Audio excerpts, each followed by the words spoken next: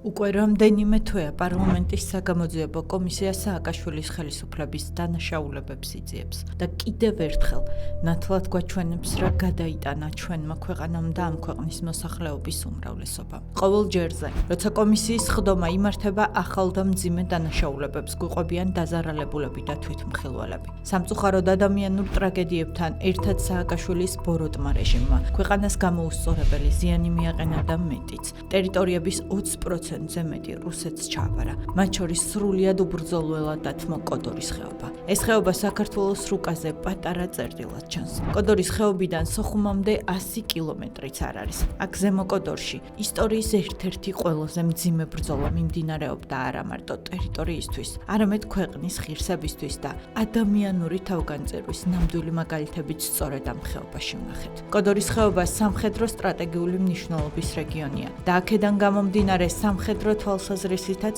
ყველაფერი წვრილმანამდე გათვლილი უნდა ყოფილიყო მის დასაცავად. სამწუხაროდ ასე არ მოხდა. კომისიაზე მოსმენილმა ამბავმა, როგორ გასცა სააკაშვილმა კოდორის ხეობის დაბომბვისა და საკუთარი მოსახლეობის ხოცვის ბრძანება კიდევ ერთხელ გვარწმუნებს იმაში, რომ ნაციონალური მოძრაობის მმართველობა არის სისხლიანი და სამარცხვინო ლაქა ჩვენი ქვეყნის უახლეს ისტორიაში. გადაჭრება გააკეთეს ვეფრენებმა 5 ვეფრენი იყო, როგორც ითქვა ახლა წინა დღეს. კილომეტრი ნახევრიდან უკვე დაიწყეს გაშლა. პირდაპირ მიფრინავენ ჩემი სოფელისკენ. გავხედე დურბინში და ის როგორც თქვა პილოტმა, რომ ეს პროსტენიანი, ეგრეთ წოდებული პროსტენიანი ხალხი დგასმა და მას თეთრ ნაჭრებს იმაშვებიან. ანახებენ რომ მშვიდობიანი მოსახლეობა. დაახლოებით 20 კაცი იქნებოდა. მანდ ბავშვებიც, რა თქმა უნდა. და პირდაპირვე გაუშვეს არამართვადი ჯვრები. ნურსებს ეცახიან. პირდაპირ სკოლას დაარტყეს პირველი. მე ამ სკოლიდან დაახლოებით კილომეტრი ნახევარი პირდაპირ ავიღოთ, არც იქნება კილომეტრი ნახევარი, გზით კილომეტრი ნახევარი არის დაახლოებით. ერთი 700 მეტრი პირდაპირ მანძილი არის. არის მამი და ჩემი სახლი. გამოვიდა გარეთ ისიც ამ თეთრი ნაჭრით და პირდაპირ გადაჭრეს. 3 ტყვია მოხდა, 2 მუცეოში მოხდა და ერთი კისერში, ხელში. იქვე დააგდეს 59 წლის ქალი, დაგხვდა რო ავედით. ეს იქონა ხელები გაშლილი, თქო ვერ შემოიტანა, ხერხემალზე გადაჭრილი იყო და ვინც მივიდა პირველი ზახდა რომ ცრემლი მოსდიოდა, თქო უცბად არ დაიღუპა რა.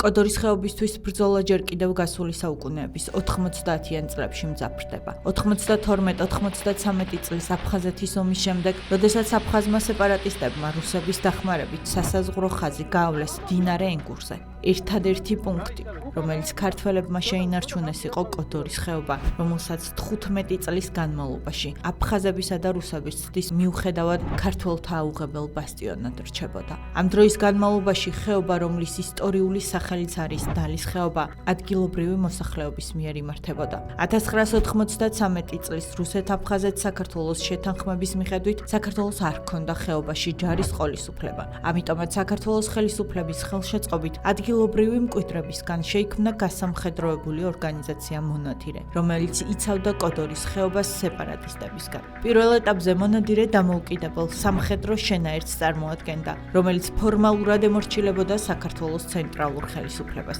თუმცა 2002 წელს ის თავდაცვის სამინისტროს დაქვემდებარებაში გადავიდა. 2005 წელს მიხეილ სააკაშვილის გაპრეზიდენტების შემდეგ თავდაცვის მინისტრმა ირაკლი ოქროაშვილმა ეს რაზმი დაშლილად გამოაცხადა. 2006 წელს კი სააკაშვილმა მონადირეს და მის ლიდერს ემზარ კვიციანს იარაღის ჩაბარება მოსთხოვა. კვიციანმა უარი თქვა იარაღის ჩაბარებაზე, რასაც სააკაშვილის ხელისუფლების მხრიდან მოჰყვა სპეცოპერაცია კოდორში. კვიციანის რაზმს დანებება და თავად კვიციანს ქვეყნის დატოვება მოუწია.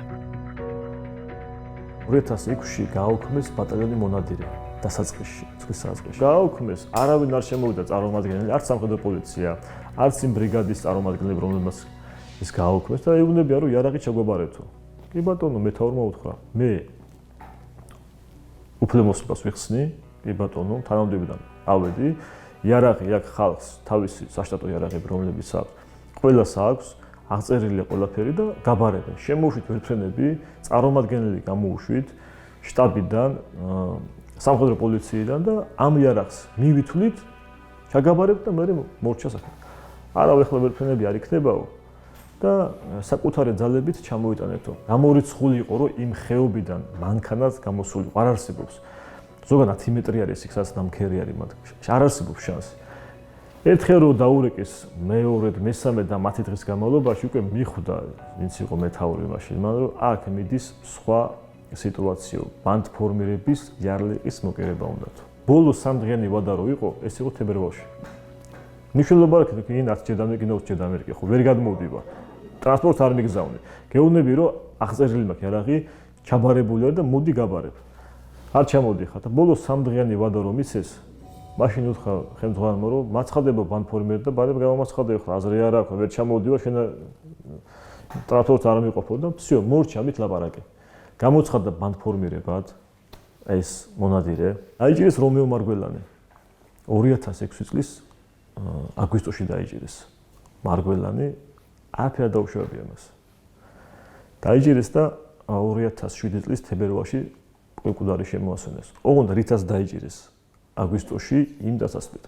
აი აქ ქონდა ის საქამრები რო არის, რაღაც მოხეული ქონდა შარვალზე და იმით ქონდა უკეთყობა პირველ რო უფრო ხდებოდა, იმით ამოკლებდა მას შარვალს და აი მკვდარიც ქონდა ის რაღაც აი იყო დარჩენილი 40 კილო იქნებოდა, აი 45 კილო მეტი არა. და იმ შარვალს ქონდა ეს კამარად მოარეკეთა და ის რაღაცა ნაჭრებით ქონდა ეს შემოტანილი კამარი, ვისაც ჩავარდნოდა. ჭხილები დამტრეული ქონდა საერთოდ ეს ჩაქცევები ქონდა, დაერო დავათვალიერეთ. გატილიანებული იყო საშილინად, ნაცე ყველა ძვალი ქონდა მოტეხილი აბსოლუტურად. ხერხემალი ქონდა დაშლილი. ანუ მოტეხილი კი არ ქონდა. ნამსხვრებად იყო ქცეული. ეს ხელები, ფეხები, ყველა ძვალი ქონდა მოტეხილი. ცხვირი ხო სათო დაშლილი ქონდა და რაღაცა ეთყობა ისე დაუფიქსეს კუდარს და ისე აწყობილი ქონდა ცხვირი რომ გაყინეს მერე და ესე საზაგერლიანი, ტყუილობრივ დაიჭირეს. ისიც იგივენაირად, ყველაფერი მოტეხილი ქონდა რომ გადმოასვენეთ. საერთოდ კუდარი ვერ ვიცანით. სააკაშვილმა ემზარ კვიციანის და ნორა კვიციანი უტეხი მებრძოლის სვანიქალი ტყვედა იყვანა და ციხეში 7 წლით გამოკეტარათა ძმაზე შურის ძიების იარაღად გამოიყენებინა. სააკაშვილის ინიციატივით შეეცვალა კოდორის ხეობას სახელწოდებაც და მას ზემო აფხაზეთი ეწოდა. მისი ცენტრი კი გახდა სოფელი ჩხალთა. ხეობა 12 სოფლისგან შედგებოდა და მოსახლეობა 800 კომლს შეადგენდა 2008 წლამდე. სააკაშვილი მოსახლეობას არწმუნებდა, რომ ის სწორედ აქედან აპირებდა აფხაზეთის დაბრუნებას. აფხაზეთის აღების ერთ-ერთი გეგმა, ოპერაცია სახელწოდებით კლდე ოქრუაშვილის მიერ იყო შემუშავებული. დაიწყო მე უკვე აღმშენებლობა ხეობის და დაავიდა და წავიდა უკვე იქ გზები იკეცლება, იქ კოტეჯებს აშენებენ, მთავრობის სახლი, იქ რემონტდება სკოლები, ყველაფერი. ნუ სკოლა ხო დაბომბილი იყო, პირველი სკოლა გააკეთეს, ხო დიდხანს მაინც სკოლა დაბომბილი არ ყოფილიყო. წავიდა, მე იყო როგორი აი პროპაგანდა, რომ აი რას ლაპარაკობთ და ჩვენ აქ რა გაგვაჩერებს ამ ხელდაში იარაღებით, ამ ხელდა ტექნიკით და მთელი აფხაზეთის ბიუჯეტი რაც არის, მთლიანი აფხაზეთის შემოიტანეს კოდორში. ხეობიდან აფხაზეთში ჩავდივართ და ხიდი მანამდე იყო ჩატეხილი იყო, რა მოვდივართ აფხაზეთში, ქვაბჩარაში იყო ხიდი. ძველი ხიდი იყო, ჩატეხილი იყო და მე ჩვენვე გავარემონტეთ მოსახლებამ, რომ ჩვენ სტუმრები ამოგდიოდნენ აფხაზეთიდან, ჩვენ მოძრაობით აფხაზეთში ჩვეულებრივად. ძალიან ძმური ურთიერთობა გქონდა ჩვენ, ანუ ქორწილებში რაღაცა ჩვეულებრივად იყო მოსახლე დადიოდა. აი ეს ვერ აიტანეს, რომ უკვე იქ მოძრაობა აღდგა. ეს ხიდი ხო ახალი გაუკეთეს, სადაც შეიძლება რომ ტანკს გადმოეულო. მანამდე ვერ გადმოდიოდა. გააკეთეს საცეცხლე წერტილების ღუდეები, რომ თუ რამეა რომ ჩავალთ აქედან ჩვენ რომ ჩავდივართ სპეცრაზმი იქიდან დავამუშავოთ აფხაზეთი და всё ვიბრუნებთ უეჭველი. აი დღე-დღეზე ვიბრუნებთ. თვითონ ეს პოლიციელებიც, სამხედროებიც, უკვე ადგილობრივებიც აყვნენ ამას, რომ მე მგონი ვიბრუნებთ. კოდორის ხეობა მთებს შორის არის მოქცეული და მისი დაცვა რამდენიმე კაცითაც იყო შესაძლებელი. სწორედ აფხაზეთის დაბრუნების მოტივით ამართლებდა სააკაშვილის ხელისუფლება კოდორში ეგრეთ წოდებული წესრიგის აღდგენის სპეცოპერაციის ჩატარებას. რა დროსაც ხეობიდან ხეობის მცველები განდევნეს. დავალების შინაარსი იყო კონკრეტულად ორი სახლის განადგურება, ეს როგორც პროგრამა მინიმუმი. მაგრამ იმ სახლებს იქით ერთ სიტყვით ჩვენი მხრიდან იყო დასმული შეკითხვები, ევაკუირებული იყო თუ არა მოსახლეობა და კონკრეტულად რა უნდა გაუკეთებინა, იმიტომ რომ შეიარაღება რითიც მივდიოდით არ უზრუნველყოფდა ზუსტ დარტყმებს. გამორიცხული არის ხლა რო გადავიანგარიშოთ 5 დამრტყმელი ვერტფრენი და 80 რაკეტა თითოზე. 400 ცალი 80 მმ-იანი S8, ეს სერიოზული ძალა არის. იმიტომ რომ ყველაფერი ვიცოდით, რომ ვერ გააკეთებდი ისე გასროლას, რომ დაზიანება არ ყოფილიყო. ყველაფერს მოშანთავდი. კი, მიზანს განადგურებდი, მაგრამ გარშემო იქნებოდა ძალიან სერიოზული ზიანი, მსხვერპლი. კონკრეტულად ნორასი და ემზარის სახლები უნდა დანგრეულიყო. კუციანის და ემზარ კუციანის სახლები და გაგენადგურებინა. მიზნების ძებნა რომ დავიწყეთ, ვერ ვნახეთ. ნახეთ მარტო მორბენალი ბავშვები და ქალები დარბოდნენ თეთრი იმითი. რა ქვია, პროსტინა რა, საწოლის იმით, ზეწრებით. და შეუქვე 100% დარწმუნებული ვიყავით, რომ მოსახლეობა არანაირად ევაკუირებული არ იყო იქიდან. წლების განმავლობაში ხეობის მაცხოვრებლები საკუთარი სიცოცხლისა და რისკის ფასად იცავდნენ ხეობას. წლების განმავლობაში ადგილობრივები საკუთარ სახლებს მტრისგან იცავდნენ და მშვიდობას ინარჩუნებდნენ. 14 წლის ასაკიდან სამშობლოს დამცველებად გაზრდილ ახალგაზრდებსაც კი სააკაშვილის რეჟიმმა ჩირქი მოსხო და უბრძოლველად დაატოვებინა მამა-პაპისეული სახლკარი. დაიწყო უკვე რა ჩვენი აი სახელის შელახვა, თქვენ ვინ იყავით, აქ რას იცავდითო, როგორ იცავდითო, პლატფორმირებაო, პლანეტ გაბრუებულები იყავითო, კუბდარით მაძღარი და პლანეტ გაბრუებულიო, ეს ოქროაშვილის სიტყვები არის. ეხლა ჩვენა ვართო, აი ნახეთ ეხლა როგორ გავაკეთებთ ყველაფერსო. ეხლა ჯერ მოვამზადებთ თუ ყველაფერსო, აკეთებო პლასტარმიო, რომ იქ ჩავიდეთო. აგერ ნახავთო მომავალ წელსო მე აფხაზეთში უნდა ვიყო.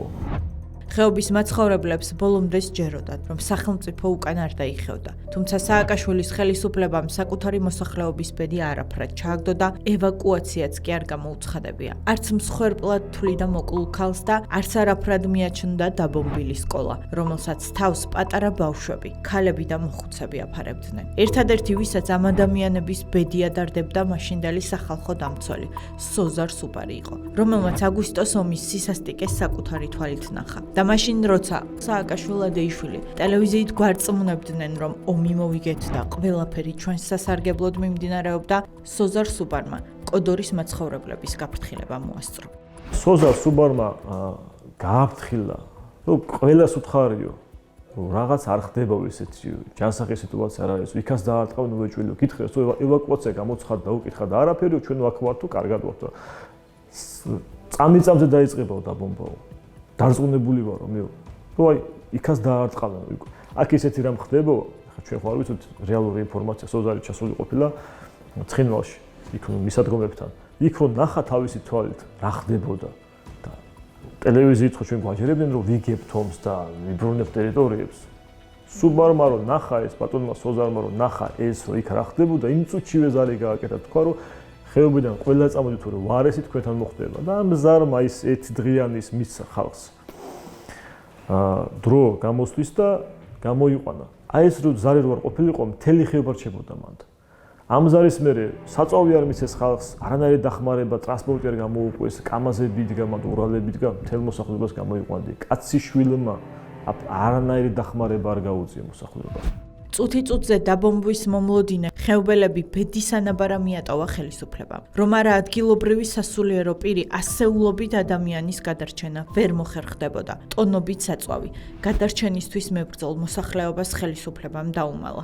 აჟარაში იყო 20-30 ტონიანი აუზი იდგა. 900 ტონა მარტო აჟარაში იდგა საწვავი. 900 ტონა. 3 ლოკაცია იყო ასეთი. წარმოიდგინეთ თქვენ რამდენი საწვავი იყო ხეობაში. მივიდა ადგილობრივი ჩვენი ხეობელი და თხოვა დიზელი მინდაო. თუ გაქვთ რომ ხეობიდან გავიყვანო ოჯახიო და აუ დიზელი არ გვაქვს ჩვენ მარტო ბენზინი გვაქვს ხო და ახლა გდომებოდაო ბენზინი მოგცემდითო. მეორე ბენზინზე მივიდა, იმას დიზელი უთხრეს. ანუ დაცინოდნენ რა ხალხს. აი პირდაპირ იმიშო დაცინოდნენ. ჟორჟი სამსიანი მივიდა და თემურ კვიციანი ერთი უთხრეს, მეორეს მეორე უთხრეს. მამები იყვნენ მანდ. მონასტერი იყო და მამა გიორგი გურჩიანი იყო იქ. მაგათ ჰქონდათ შემოწირულობის სახით ჰქონდათ მაგათ რამოდენიმე ტონა ბიჭები უგზავნიდნენ მოსკოვში ცხოვრები ქართველები აფინანსებდნენ მაგ მამაებს მან და 6 ტონა ჰქონდა საწვავი. და აი ამ საწვავმა გამოიყვანა კოდორის ხეობის მოსახლეობა. 6 ტონა ჰქონდა მამა გიორგი გურჩიანს. და მამა გიორგი გურჩიანმა დაარიგა საწვავი, დარეკა ბიჭებთან რომ მე მაქვს საწვავი და თუ იმეს რამე გიათ მოდით ჩემთან და იმან ახლა 100 ლიტრობით და 50 ლიტრობით მიცა ის საწვავი ხალხს რომელიც ყოფოდა ჭუბერავნი. თავარი იყო უღელტეხილის გადმოსვლა. კოდორი ტყუის გაუსროლად მტერს ჩააბარა. ქუჩებში დაყრილი იარაღი სტრატეგიული თუ საიდუმლო მნიშვნელობის დოკუმენტებთან ერთად დატოვეს. ადგილობრივები რამოდენიმე კაცი დარჩა მანდ და მე ჩვენი მეგობრები ცხოვრობენ აფხაზეთში ძალიან ბევრი, რომლებიც იქაურ სტრუქტურებში მუშაობენ, ზოგს დედა ყავს ქართველი, ზოგ თვითონ ქართველი არის, მაგრამ გვარი აქვს შესული. მეგრელები ცხოვრობენ ძალიან ბევრი. გითხრეს რომ ბიჭებო, ვინც დამყოფი ხართ ფორმირებაში, ხა ჩვენ ყველა სოციას ვერ გადავხედავთ აქ. ვინც დამყოფი ხართ ან პოლიციაში, ან სპეცრაბში, ჯარში, რომელიმე დანაყოფში, სიები არის აქ. ყველა სია არის აბსოლუტურად. სამუშაო მაგიდები როგორც იყო ისე დაგხვდა, არაფერი განადგურებული არ ყოფილა, სიები გვაქვს და რო შემოხვალთ მე რა ვიცი, გარანტიას ვერ მოგცემთ რომ აქ რამე არ იქნება. მაშინ როცა სააკაშვილი წაგებულ ომს რუსთაველზე ზეიმობდა, ტრაილერში უჟანგბადოდ შეყრილ კოდორის მაცხოვრებლებს საკუთარ ქვეყანაში ქუჩებში უწევდათ ბრძოლა გადარჩენისთვის. ღალატი მეტი რა შეიძლება იყოს, რომ მოსახლეობას დატოვებ, იარაღს დაყრი, ტყვიას არ გაისვრი და მე აქეთ ჩამოსულ მოსახლეობას იქ ცალკე თემა არის მე როგორ დაეხმარნენ ჭუბერიდან გამოსვლაში. მოსახლეობა ხუნდა ჩამოიყვანათ უკვე ჭუბერიდას დაიტევდა, რომ გვინდა ჩასვლა თბილისში, ზოგს ქუთაისში უნდა რომ დევნილები ქუჩებში, ქუჩაში ხარ დარჩებოდნენ. სატვირთო მცენი რო არის. ტრაილერები, ჩოლები დახურული, აი ტვიტერს გადააქვთ, ისინი მოიყვანეს მოსახლეობისთვის. იქ შეყარეს მოსახლეობა, დახურულ, რომელიც ილუქება გარედან, იმაში დასვეს ქალი და ბავშვი, ეს შეშემოწირები და იმით ჩამოიყვანეს თბილისში წარმოიდგინეთ. თბილისში რომ დაყარეს ეს ხალხი ესე, უპატრონოდ.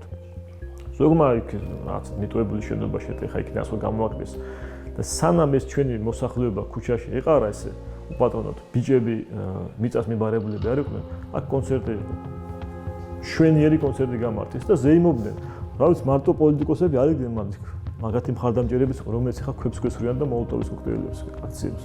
დღეს კოდორი ოკუპირებულია. იქ მცხოვრები ქართველები დევნილებად იქცნენ, მაგრამ ხეობის შიგნით დარჩა ხმა. ხმა იმ ადამიანებისა, ვინც არ ემორჩილებოდა ოკუპაციას. თორნიკე გერლიანის, იმ ზარდან ორაკვიციანების და ასეულობით იმ ადამიანის, ვინც საკუთარი სახლი და მომავალი დათმო და ქართველების წინააღმდეგ ხელში იარაღი არ აიღო. აკეთდა საქმე ისე, რომ ამ ხელისუფლებას, იმ ბანდიტებს, რომელიც იყო მანდა მკვლელების ხელისუფლება, როგორმე ჰქონდათ მიზანი, რომ კოდორის ხეობის ხალხს ის ლულა, რომელიც იყო ოკუპანტისკენ მიმართული, ქართული ჯარისკენ მიემართათ. როგორმე, რომ ეს ყოფილიყო იმის გამპრავებელი ფაქტი, რომ აი აქ მართლა ბანდფორმირება იყო, დასაშლელი იყო ქაურობა, დასაბომბიც იყო და ჩასახოცეს იყო, მაგრამ ეს ვერ მიიღეს. მიუხედავად იმისა, რომ ჩვენ ვიცოდოთ აქ ბომბავდნენ, სხვებიც იქნებოდა, მე კოდორის ხეობა ჩაბარდებოდა. კოდორის ხეობელმა კაცმა ლულა ქართულ შენაერთებს არ მიუშვია და არც დაუმეცდა და მიზანში არავინ არ მოვიღე ჩვენ. ჩვენ პირიქით ჯარახით დავდებით, ჩავაბარეთ ის მსხვერპლი რაც იყო, მაგალითად პასუხი არ გავეცით, რომ ვინ უნდა მოვყვათ, აი ჯარისკაცი ქართველი. ვიცი რომ ხეობას აბარებენ, ვიცი რომ დამბომბავენ, მაგრამ მეორე ვარიანტი მაქვს, ან ეს ყველაფერი მივიღო და საკუთარი მიწა წყალი და სახკარი დავტოვო და შევეგუო, როცა იქნება მაშინ გამიყვანენ, ანუ დავიღო და ქართულ ჯარს ვესროლოდა. ქართულ ჯარს ახლა ჩემი წახკარის გამო ნამდვილად ვერ ვესროლე, გამორიცხული და ყველა იმაზე იყო და იმაზე ვიყავით. და მაგით მომაცავად დღეს აქ, თორე მე დღეს კოდორის ხეობაში უნდა ვიყო. ჩვენ 10 ჯერო განმეორდეს იგივე და რო აბარებდნენ, რა ვიცი, ნებისმიერ სახკარს და მიწაწყალს მე ქართულ ჯარს ახლა ვერ ვესროლ ვერც ერთი და ვერც ერთი კოდორელი ვერ ესროს, გამორიცხული ხო? გამოგვაცხადებდნენ მოღალატედ და მართლა ვიქნებოდი, ჩვენ მეომრები ვართ საქართველოს მხარეს და არა მტრის მხარეს და იქ. ადამიანების, ვინც დღემდე იმედს არ კარგავს, რომ კოდორი დაბრუნდება და საკუთარ სახლებში დაბრუნებას შეძლებენ.